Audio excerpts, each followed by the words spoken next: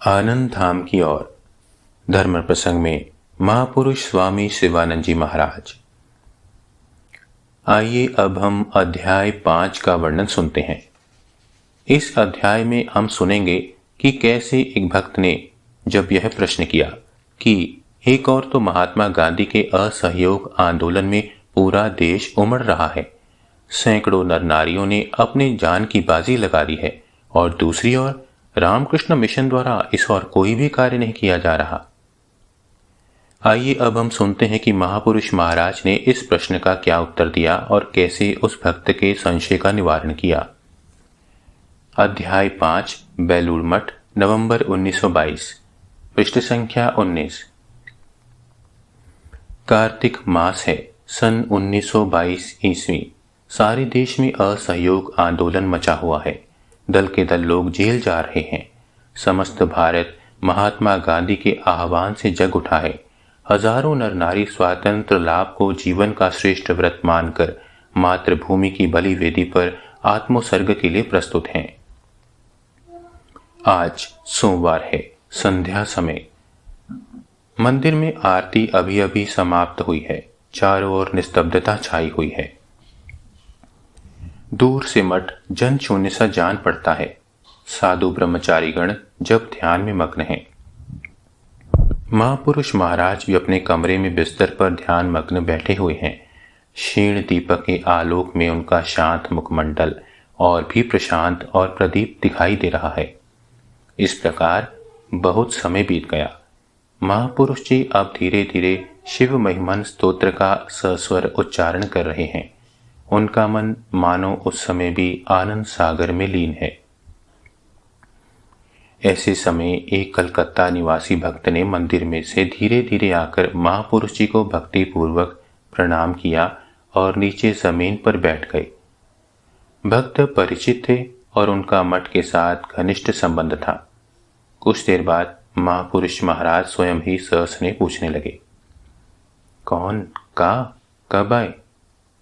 भक्त ने श्रद्धापूर्वक उनकी चरण रज लेकर कहा, जी महाराज, अभी संध्या आरती के समय आया हूं। अभी तक क्या मंदिर में थे? जी महाराज। अच्छा, तुम इतने उदास और उद्विग्न क्यों दिखते हो? बताओ तो, घर पर सब कुशल है ना? आप सबके आशीर्वाद से घर पर सब कुशल है महाराज, किंतु आज कई दिन से एक विषय मन को बहुत अशांत बनाए हुए है। आज मैं इसी विचार से मठ में आया हूं कि आपके समीप अपना मन पूरी तरह खोल दूंगा। यदि आज्ञा हो तो कहूं? ठीक है, कहो। तब भक्त विशेष आवेगपूर्ण स्वर में कहने लगे, महाराज, इसी समय समस्त देश महात्मा गांधी के असहयोग आंदोलन में मग्न है। सैकड़ों नर नारी जेल में पड़े हुए सड़ रहे हैं। कितने ही मनुष्य प्राणों की भी बाजी लगा चुके हैं। महात्मा गांधी जी भी स्वयं भी इस विपद सागर में कूद पड़े हैं, किंतु देशव्यापी इतने बड़े कार्य में रामकृष्ण मिशन क्यों चुप है? आप लोगों को क्या इसमें कुछ भी नहीं करना चाहिए? संपूर्ण देशवासी चकित हो सोच रहे हैं कि रामकृष्ण मिशन क्या कर रहा है। देश के स्वाधीनता संग्राम में क्या उसका कोई कर्तव्य नहीं है?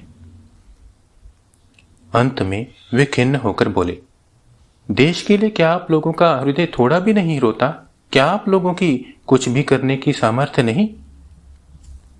महापुरुष जी का प्रशांत मुखमंडल मानो और भी गंभीर हो उठा। कुछ देर तक चुप रहकर वे धीरे धीरे कहने लगे, देखो युगावतार का कार्य साधारण मनुष्य बुद्धि से नहीं जाना जाता। समस्त देशवासियां तुम लोग भगवान के कार्य की गति को कैसे समझ सकोगे? बताओ। जब भगवान मनुष्य देह धारण करते हैं तो वे किसी देश विशेष अथवा जाति विशेष के लिए नहीं आते। वे तो आते हैं समस्त जगत के कल्याण के लिए। इस बार भगवान के महासात्विक भाव का विकास हुआ है। श्री रामकृष्ण अवतार सत्वगुण का पूर्ण विग्रह है। उनमें षडैश्वर्य होने पर भी इस बार वे शुद्ध सात्विक भाव का आश्रय लेकर भी नरदेह में आए थे। देखो ना, वे किस प्रकार गंगा तट पर एक देवी मंदिर के प्रांगण में अपना सारा जीवन बिता गए। इस सब का जो गूढ़ अर्थ है उसे तुम लोग किस प्रकार समझ सकोगे? स्वामी जी जैसे महान शक्तिशाली आधार को वे अपने साथ अपने आध्यात्मिक भाव के प्रचार में सहायक रूप से लाए थे। स्वामी जी इच्छा करने पर क्या इस देश में एक महान राजनीतिक विप्लव नहीं ला मचा सकते थे? उनके समान स्वदेश प्रेमी और कौन है? उनके समान कितने लोगों के प्राण गरीब और दुखियों के लिए रोते हैं। किंतु उन्होंने तो ऐसा नहीं किया।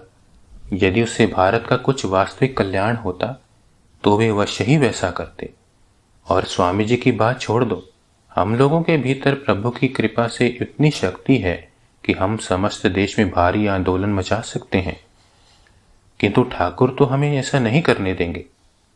वे हम लोगों को अपने कार्य में सहायक रूप से लाए हैं और हमारे द्वारा जिससे देश और जनता का वास्तविक कल्याण हो वही करा ले रहे हैं और हम भी वही करते जा रहे हैं।